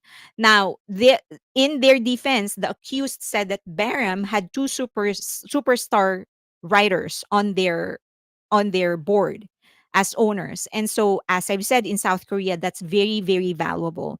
And Kakao was saying, the two guys were saying that we made that investment knowing that they're going to make hits. And they did, by the way, they did make hits. So the extra costs were not gifts, but normal production funding to be settled after the drama was finished. So they were saying that we didn't hand that before the drama. We handed that money after the drama. Now, the anchor private equity fund step was to avoid a misunderstanding with CJENM, Kim's former company, not hide anything. And the money between the two executives was just between old friends who invested together and not a bribe. Okay. So they were fined. The interesting thing is that this guy is the guy that Min Hee-jin invited. This is just a funny. This has nothing. She has nothing to do with this case, but it's just just a small tidbit that this guy is the guy that Min Hee-jin invited over to her house for rice cakes. If you would remember that story. Now he was sentenced to 10 years in prison because they're saying that this was a shady deal. You were trying to make money out of it. And also there's just a lot of people. The bigger implication is that a lot are actually questioning that organization. It's like what's happening with Kakao Entertainment. There's so many shady deals that are happening, and that includes this, you purchasing a company owned by the wife of one of your officials. So if it isn't a violation of some form of ethics, then I don't know what is. They should have they should have sent the money in Apple boxes. Shoki is like his dad's the best producer. Oh, they all find each other. Yeah, they all find each other. And then the shaman rice cakes. Yes, the shaman rice cakes. So I don't know if you remember that tweet, but it was disclosed in court. So it was a Kakao text message, and Min Hee Jin was saying that she was going to invite this executive and prepare rice cakes. It's like, so okay. Okay, this girl, speaking of Min Hee Jin, so this interview happened a month ago. You actually mentioned this last week. So this interview happened a month ago, and she said that she actually trained with New Jeans, and she already signed the contract. Everything was good to go. But last minute, she was told that they were letting her go and they were dismissed. They were setting her free of her contract. And a lot of people are interpreting that she is actually the girl that the shaman was talking about, who was um, possessed by evil spirit. Okay. Now, why is she everywhere? I don't know. It was just a funny thing. She has nothing to do with this deal. I just wanted to make that clear. But it was just a funny correlation because she mentioned the name of this executive, and the rice cake thing. Okay, so she mentioned that people made the connection that this is the girl that the shaman was told Min Hee Jin to fire because she was possessed by an evil spirit. All right, so she said that she's signed to another company right now. Unfortunately, as a result of that interview going viral, is that she's also getting harassed online, specifically in South Korea. So I don't know if she has already blocked the comments or her company has already blocked the comments, but she's getting all of these things like you're shady, you're just whatever, you're insecure, you're you're not becoming popular as new jeans, and so you're riding on their coattails, using them, blah blah blah. So I kind of feel bad for her because before this she was just training and she was going to debut and all, and then suddenly all of these fans are harassing her. But a lot of people think that they found that girl, that this is the girl that was fired by Min Hee Jin because she was possessed by an evil spirit. So that actually made me think about like how much of superstition do you observe when you're making major moves. Like I know, for example, um in for me, like for example, if we're buying a property, I would observe some feng shui. Like for example, I always want to face east where the sun rises because according to feng shui, that's the best direction where you face.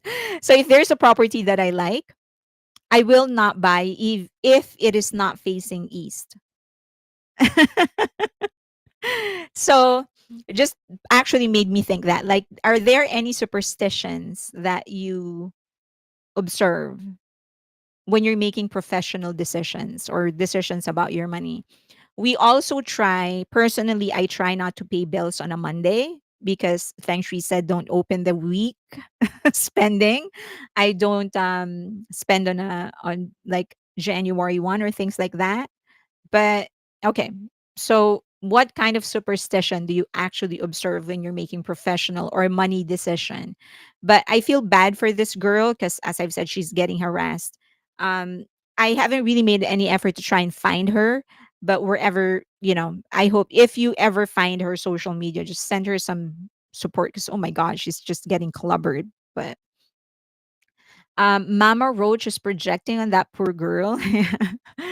Very true. They say they think she's lying because the year she said it happened was before Ador was formed. I don't know if that's true.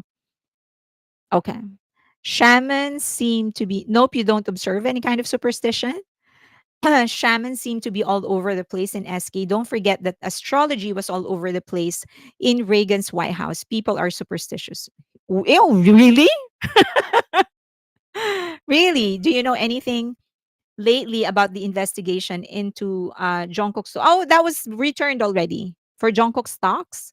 That was returned already. They got the person. So that was like by the time people learned about it, it has already been resolved. So nothing to worry about that anymore. And also, as I've mentioned before, the reason I didn't really talk about it is that Jungkook didn't. The only reason it went out was that it was leaked. So I don't feel comfortable talking about something that they themselves didn't disclose. Okay. Fake Dodger astrology and jelly beans, but all of them were trainees from Source Music. Oh, that's interesting. I would like to hear more about that. The superstition? What made her think to even let a shaman in the business making decisions?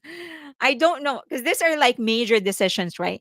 A lot of the superstitions that I observe, they're primarily like, you know, if it's not really gonna get in the way of what I'm trying to do, I will like, yeah, I'll observe it. Like I said, if I'm looking for a property, for example, and there are different properties to choose from, I'm gonna choose the one that is facing is east. So that those things, um, I don't spend on a Monday or at the beginning of the year or the beginning of the month. Primarily because I can pay any other way. Like if I really have to pay on a Monday, then I will. But not, some most of the time I don't. Things like that. I think those are the superstitions that I observe. Do you think MHJ still believes in shaman? She did say in that press conference, she said that she believes. Now, whether or not she still believes, maybe I mean it got her so far.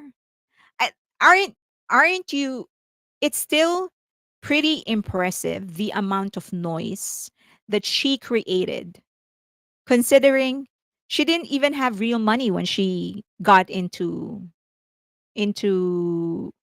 Adore. All the stocks that she got basically, well, it was a loan which she hasn't paid. So it's still very impressive the amount of noise that she created. Um, of course, I don't like what she did. I mean, she basically bullied different groups and she created all of this. She tried to access BTS's accountant, their money.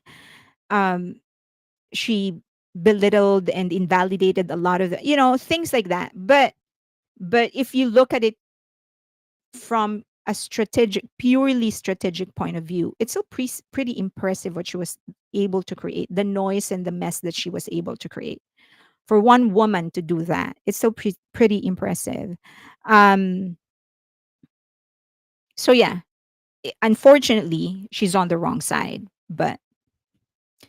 Um, but isn't her consulting with the shaman part of the breach of contract disputes for disclosing information? It is part of the dispute. It's part of the things that they submitted. But one of the biggest the one that really took it home was her sending the actual agreement. If you would remember that, she emailed the actual agreement to someone, to a media company. That is actually what took the cake. It took the whole damn bakery. Because that's like material evidence. You emailed it. You're not supposed to disclose that. Wonder when she's gonna start paying that loan back. I don't know. That's a lot of money. That's a lot of money that she needs to pay. I don't know if she will ever be able to pay. She probably will. She can declare bankruptcy.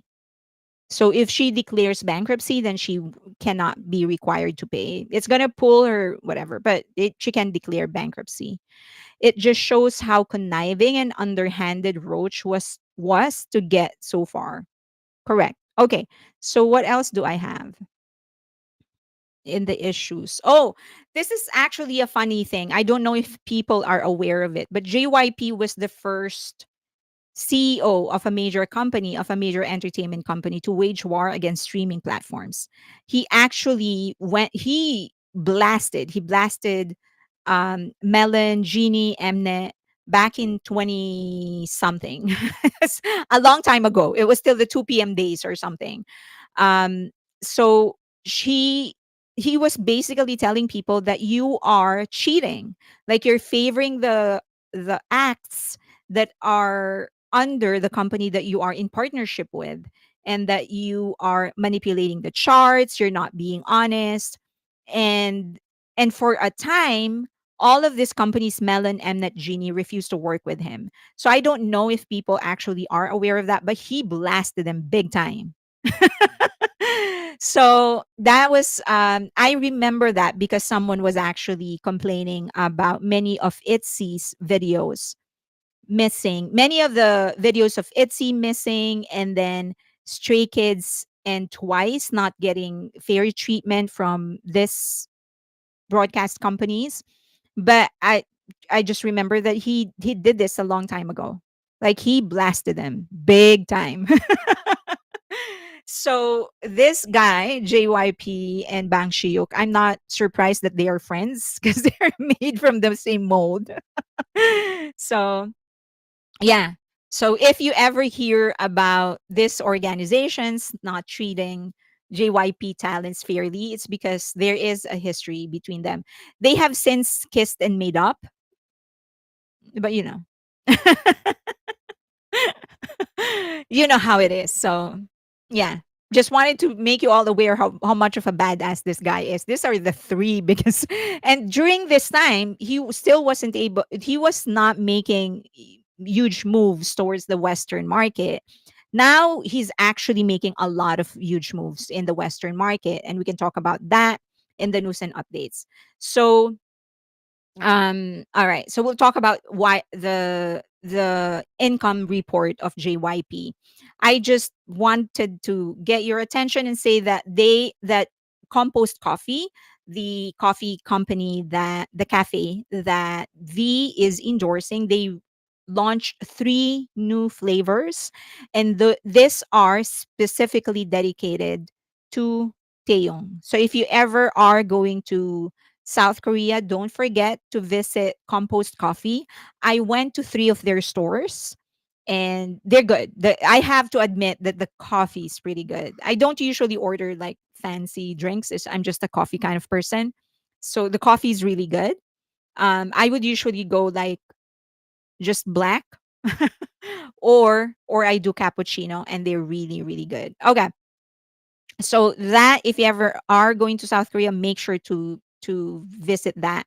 And then in Mexico, 10 most streamed songs on Spotify. uh Number one is Dynamite of BTS, My Universe by BTS. Number three, Seven by Jungkook. Number four, Like Crazy by Jimin, and number five, Butter by BTS. So the top five, it's BTS and the members. And then if you go down lower, number six is How You Like That by Blackpink, Apathy by Rose and Bruno Mars, and Who by Jimin, Boy with Love by BTS, and Money by Lisa. So all in all, that would be seven by BTS and the members, so including the solos, and then the rest are Blackpink. But if you can, make sure to oh, also there's a lot of misinformation or confusion in terms of the most attended tour by a K-pop act in the US. So it remains to be BTS. Just wanted to make that clear in terms of the number of attendees.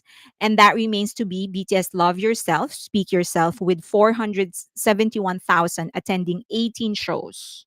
Okay, attending 18 shows. But the most interesting, and then Stray Kids did so well for themselves as well, 441,000 for 12 shows. But pay attention to number three. That is 413,000 only for 8 shows. If that's not impressive, and then I don't know what is. And this is right after the pandemic, right? They did this just because they wanted to do something before they go on a break and then enlist in the military. So that is 8 shows, 413,000 attendees. So these are the top three. Yes, I think BTS Permission to Dance was really wild. And even the amount of money that they earned for 8 shows, it's just unbelievable. Okay. So, but as I've said, Stray Kids not taking away anything from them. It's still very impressive with 441,000 attendees for 12 shows. BTS Love Yourself, Speak Yourself, 471,000 for 18 shows. Myself, thank you. Character bouncing there. Oh, okay. Thank you, Myself. Is that for DAEBAK? I am going to do an accounting for Dabak so that you know when he has reached his travel fund money. Okay, so just wanted to make that clear, and also, if you can, don't forget to actually stream and watch the videos of Fake Love. So sorry, watch the video of music video of Dynamite and also stream Fake Love because we are very close to reaching 1 billion. So the estimate is that in 16 days we're going to reach 1 billion streams in Spotify. So that's going to be one more 1 billion play for BTS. So please include Fake Love, and then don't forget to watch the music video of Dynamite. Just watch twice, just one on your computer, another on your phone. If you can change your IP, so that's going to help boost the numbers.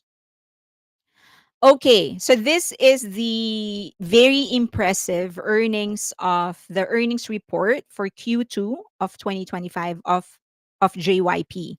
So look at this. Their gross profit or gross revenue, it increased 125.5% year on year. So compared to Q2 of 2024, they increased 125.5%. And they credit this to the tour of primarily to the tour of Stray Kids because it's a stadium tour. And then even more impressive is their operating profit at 466.3% increase. Imagine that. So from compared to the Q2 of 2024, they increased 466.3%, all because of Stray Kids. And then 36, they had minor tours for other acts, but it's primarily Stray Kids. And then even their net profit went up astronomical to 2,734.4% in net profit. Imagine that. Oh my gosh. So they did really well. However, this is not surprising because JYP has always been very wise in how he manages the company money. So if you look back at their reports, they would usually be in the top two of the highest in terms of percentage. They may not be highest in terms of dollar value, but in terms of percentage, they are always one of the highest. Rarely do they go, have they ever be? I don't remember a time when they were the lowest. So he has always been very good in making sure that he is maximizing the return. But I think one of the things that this is going to bring JYP is that they will have the money to actually expand and better manage the other artists that they have in their arsenal. Um, so, okay, so that's for the revenue report. 215.8 billion for their revenue, operating profit 52.9 billion, and net profit 36.3 billion. Is twice JYP2? Yes, but their tour just started. So one of the things that they said, this is the focused one. This is the focus, so just you can see the numbers very clearly. And then on the side in their profit report, they included where they actually got all the revenue. So one of which is the tour of Stray Kids, the concerts, and then they also had some mini concerts. They also released some albums. Okay, so for example, this is what they said for Stray Kids. Sorry, I said twice, but for Stray Kids, they completed the largest K-pop world tour.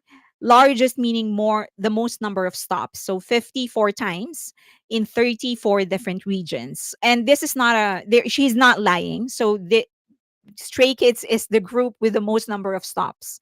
54. So no other group has done 54 stops. So that's what he means when he says biggest. Okay.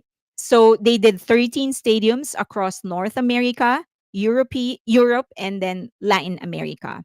And they are planning an encore in South Korea. So whatever end number they have right now, that's probably gonna grow because they're planning on doing a stadium concert. But um, the big news is that for Twice, this coming tour, and I think they're doing this, JYP is actually doing it perfect. So just as the tour of Stray Kids ends, Twice is starting their world tour. So for the next quarter, they will still be covered in terms of revenue because Twice is there. And they are doing all 360 performance venues. So all of their venues will do 360. So they will be able to maximize their venues. You know how they actually cover a certain part of the venue because of the stage. But if you do 360, then you're maximizing the space. So they're doing that for this tour. They're yet to announce where they are going to do their stops in North Korea, in North America, and whatever, but they're doing that.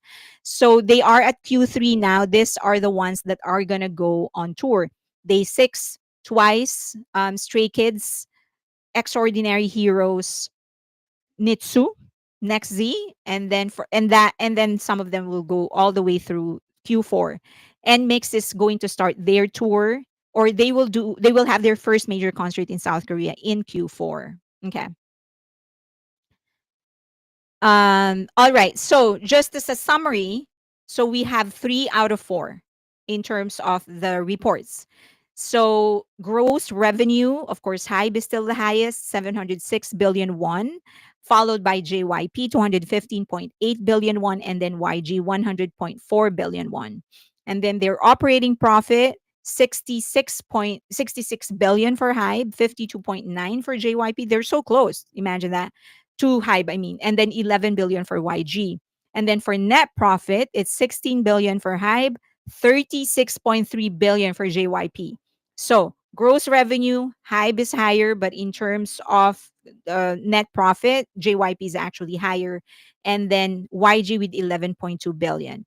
So if people are asking why is the net profit of HYBE actually so small, they've explained that in their report is because they bought some companies, they continue to invest, and they will continue to invest in the next 2 years.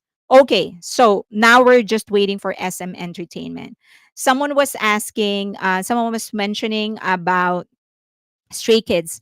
So one unique thing about Stray Kids is that it was actually primarily Bang Chan. Bang Chan has been training for Stray Kids for in JYP for 7 years, I think, or 8 years. He's been training there for a long time. It's the same thing for Twice, Jeon, the leader.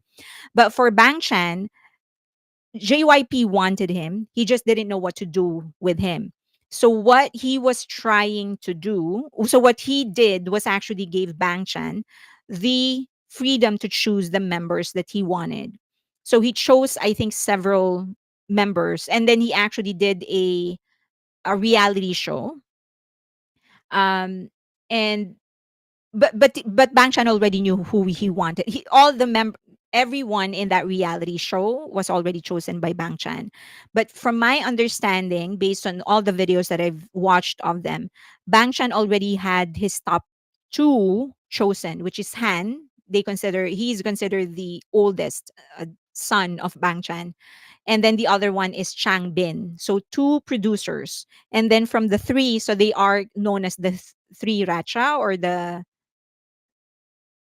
he- wait, Ili Samracha, Siracha. So it's a play on the word Siracha. So and then from there he built the group. So they are the center, and then he built the group around them. But they are the main producers. So a lot of people are saying that, you know, um this is more to the credit of Bang Chan than it is to JYP. I guess the one thing we can credit JYP about in terms of the success of Stray Kids is how he actually had the presence of mind, and also just the maturity to allow Bang Chan, Han, and Changbin to kind of dictate the career of Stray Kids. This is really odd because JYP is known for really controlling the creative direction of the groups under JYP. So basically, Stray Kids is the first group he wasn't able to fully control, to the point where if he wants to give them a song, he actually needs to ask Bang Chan if he likes the song. And if you would remember, in the different interviews of the leader of GOT7, JB, and even Jackson mentioned it. One of the things that they really rebelled against towards the end of their contract was the continuous imposition of JYP to use his songs. At the end, like in the last 2, 3 years of their career, more like 2 years of their career, they started really standing their ground and saying that we want to use the songs composed by JB. So it was for them, this move of JYP to let go is nothing short of monumental, because he doesn't usually do this. He likes controlling the creative direction of the group, but he didn't do it for Stray Kids. And look where Stray Kids is now. So a lot of people are saying, like, you know, this is a sign that probably JYP needs to start letting go of control of the group. I think JYP got that from Bang Shiuk. Maybe. I mean, this too, they themselves said that they constantly talk and that they're very, very close. Maybe he got the idea that, okay, maybe this one group I'm just gonna let loose the same way Bang Shiuk is letting BTS loose or something. Maybe JYP learned from his mistake with GOT7. That's also possible. That's also possible. I know that JB, I watched GOT7, a lot of GOT7 videos, because that's one of the groups that my niece likes. And in one video, there was actually one time when JB was presenting his songs to JYP, and he would usually stop at like three after like three lines or first 15 seconds or something like that. He would stop listening and not even listening to the entire track. And there was one time when JB, the leader, was so frustrated about it because he really liked the song. But at that time, that was his attitude. Like, if you don't get me in the first 10 seconds, I'm not even going to pay attention to the rest of the songs. As opposed to, and JYP himself talked about this. He said that that was one of the biggest difference he has with Bang Shiuk. Bang Shiuk would sit through an entire song and see if there's anything there that he liked. And he wouldn't. He would stop in the first. I'm not saying that he's evil, or let's there we have different ways of doing things, right? But this is one of their main differences, is that he said that for Bang Shiuk, he's gonna sit through an entire song and listen to it, but JYP won't. Like, if you don't catch him, if you don't capture him in the first 10 seconds, then it's gone. He's not going to listen to it anymore. But towards the fifth year of GOT7, I think GOT7 themselves were saying, like, you know, we're in that stage where they can actually ask, especially because they were going to renew their contracts and they wanted to stick it out with the compositions and the productions of JB. Are the numbers really real? They are real. It's in their report. Okay, but you could change the beginning. Geez. Yeah, that's why JB was so frustrated. And that, if you go back into the old content of GOT7, they're like, I remember, because when JB was playing him, he had four songs, I think. and or 5 or something like that. And so he would listen like in the first 10 seconds of the three songs and did not even listen to the last two songs. And JB actually played it on cam and was like, that's a good song. Like, why would you not? Yeah. So, but okay. What about SM? They have not released their numbers yet for Q2. Once they release, then I will add them to this. Oh, wait. I will add them to this once they release their Q2. I have their estimate. So usually the stock exchange would usually get this the report ahead of the formal release, but I don't want to disclose it until they actually report on it. Okay. I understand. I understand his way as well, although I'd listen to the whole song to change whatever I didn't like. Yeah. And I think even Jackson said that they have immense respect for JYP. So he did express how he is frustrated on the attitude of many fans where they would just automatically blame the entire company if there's something that doesn't work out. And he did explain that there's so many people in a company, right? And some people just do it. He already talked about it. So the I think the point is that they themselves, GOT7 themselves, say that they constantly talk with JYP. They have immense respect for the man, immense love and immense respect for the man.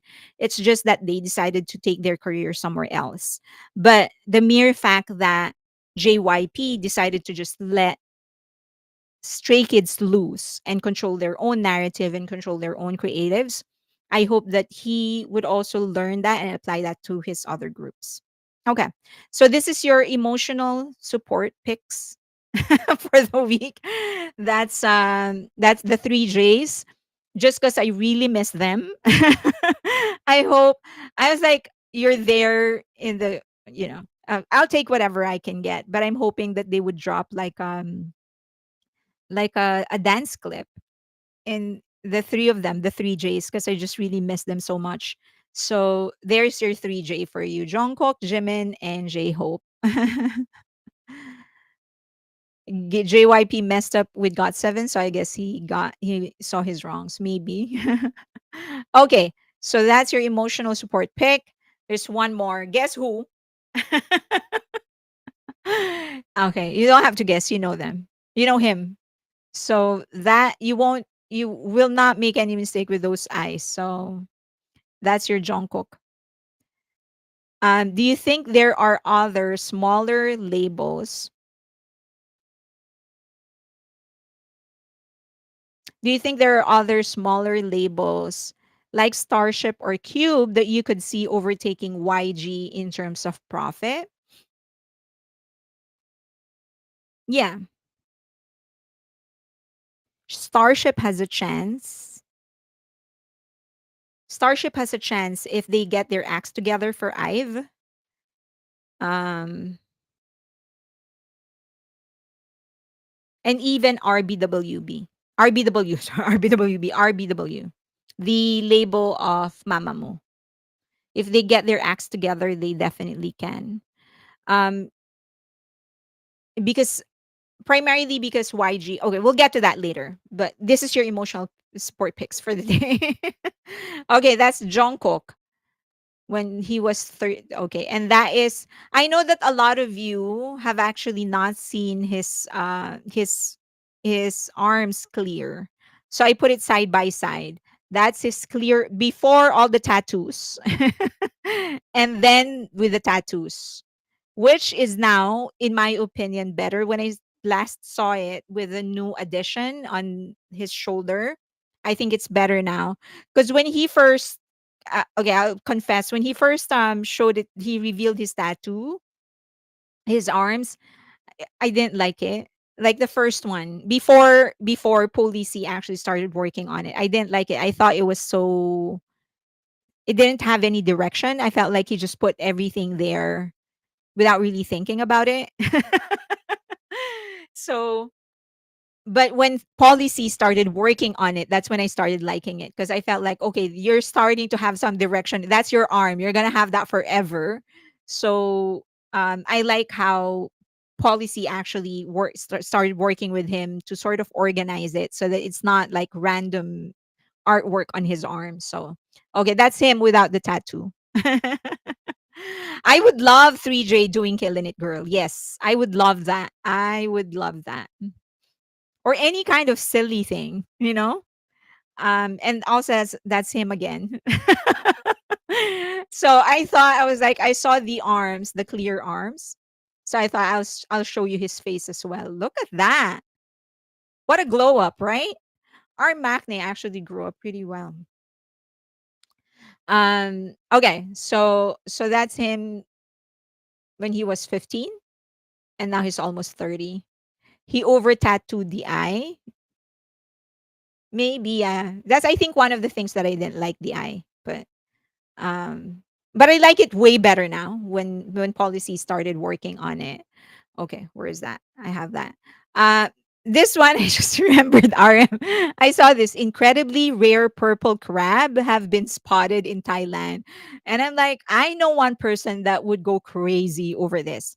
Do you know how to get in touch with RM?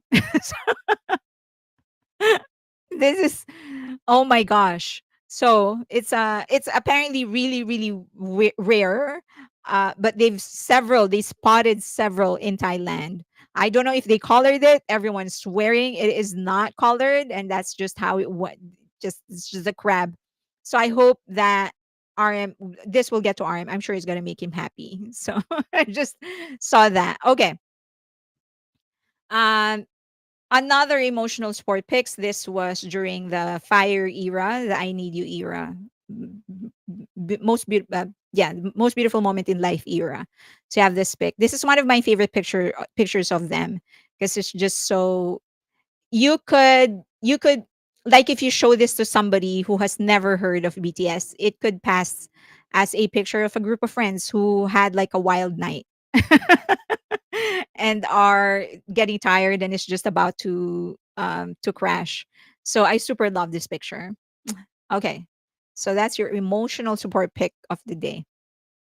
And then cortis actually uh, they are getting promoted in the US. This is rare for Big Hit or for Hype because they would usually really start slow, but they have billboards in the US.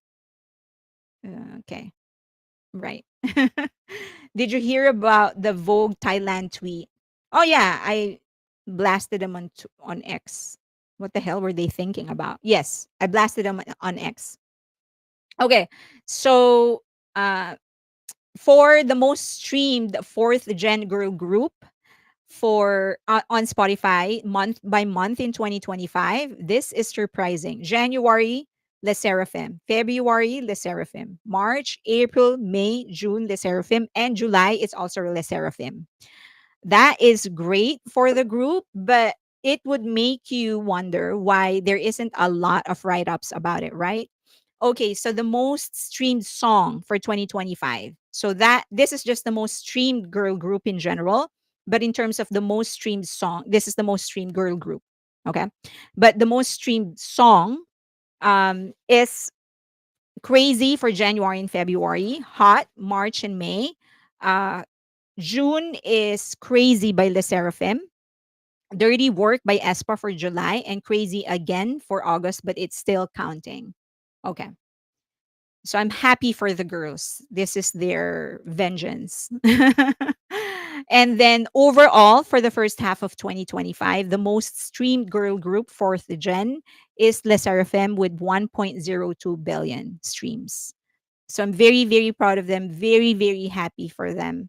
I just wish that Big Hit or Source Music will actually do more PR press release on this.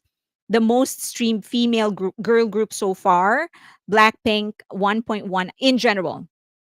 Blackpink, so just want to make it clear, this is fourth gen, just among fourth gen. But girl group in general, Blackpink is first, 1.195 billion daily. Twice is 1.189 billion daily. And Les Seraphim, 1.042 billion daily. So the gap between number one and number three is only 6.6 million. So please add lesserafim on your playlist. They can be your filler. They can be your filler. Okay, so most stream K-pop groups in general, for 2025.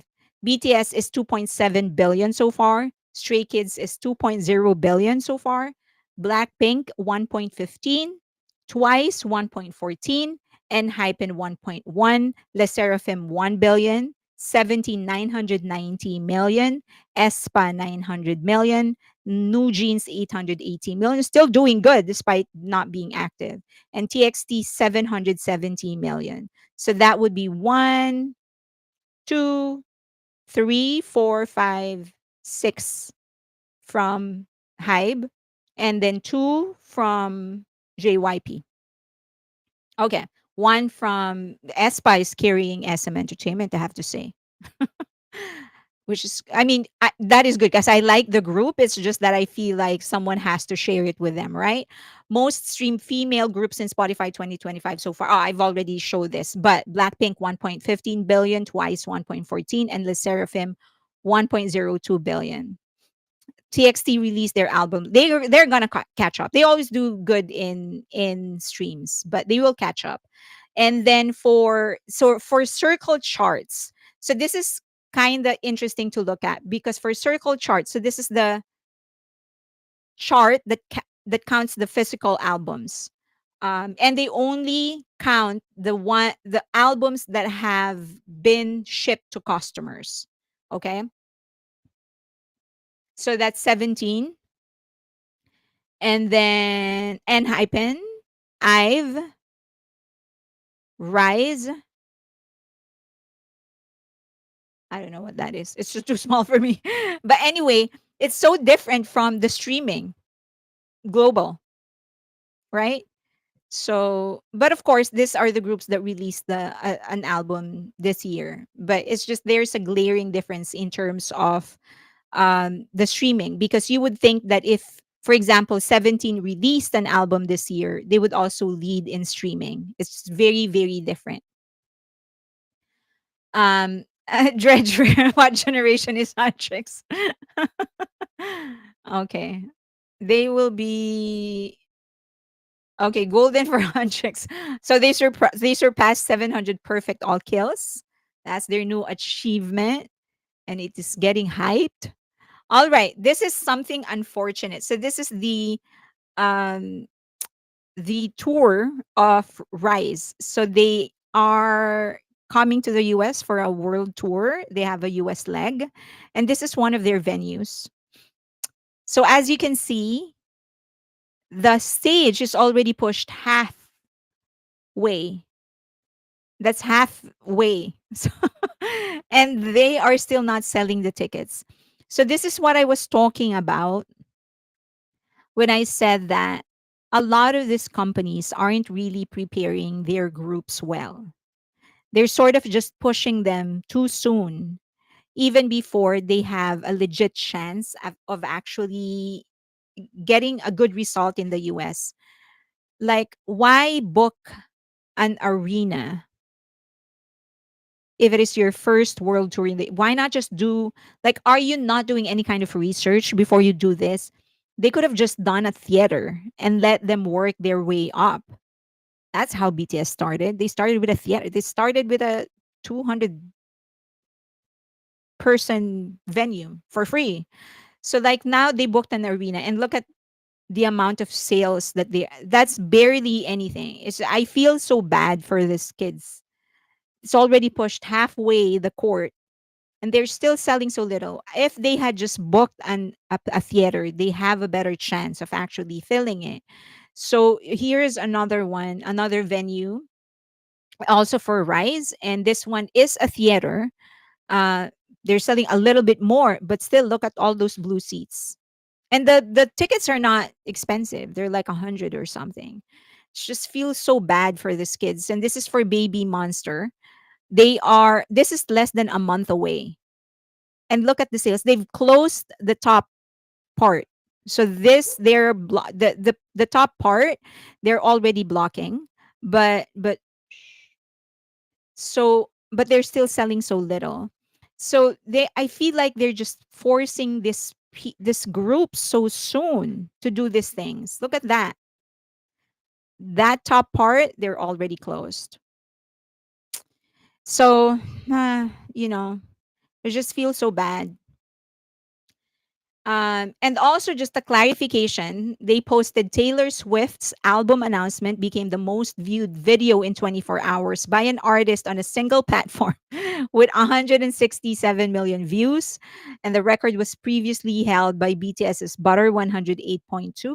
Just wanted to make it clear that this is on Instagram and this is a shorts. This is not a music video. So that's why they had to make all that clarification. Just wanted to make it clear that I have absolutely no doubt that if there's anybody who can break the record of BTS for the most viewed music video in the first 24 hours, it would be Taylor Swift. I have no doubt about that. But if there's anybody, it would be her. But this is not it. This is a short on Instagram, and I have full confidence that her music video, when she drops it, is going to be great and she's going to break records.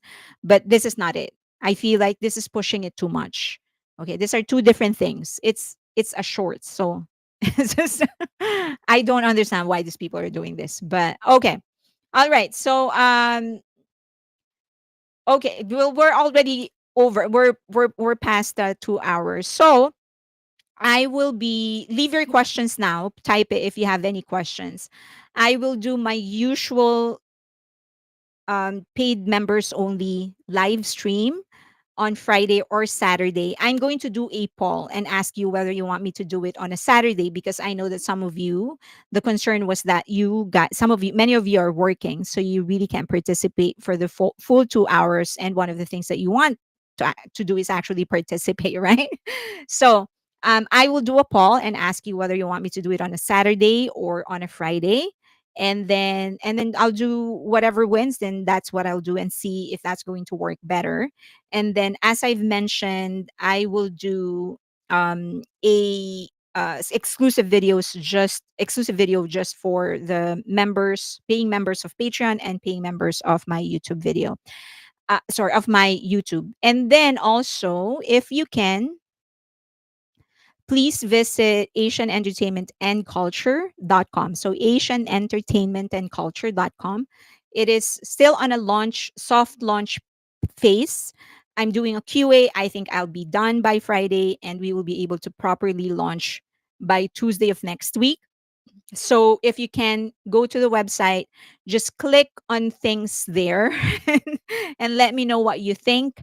If you see errors, I know that some of you already emailed me. I try to respond to all of them, but I just want you to know that I'm seeing them and I'm checking whenever you say that there's an error here, error there. I'm trying to check and try, but it's really helpful. So please keep on doing it.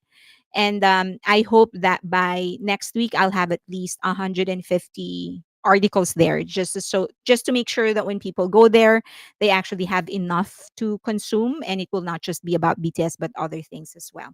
Okay, thank you so much, and I appreciate you all. Do you have questions before I go? Maraming salamat, Fairlane. Bye bye, Joe. They can literally start smaller. They can. Okay, did you check Cortis Go? I did. I like that. I'll talk about them more. Okay, thank you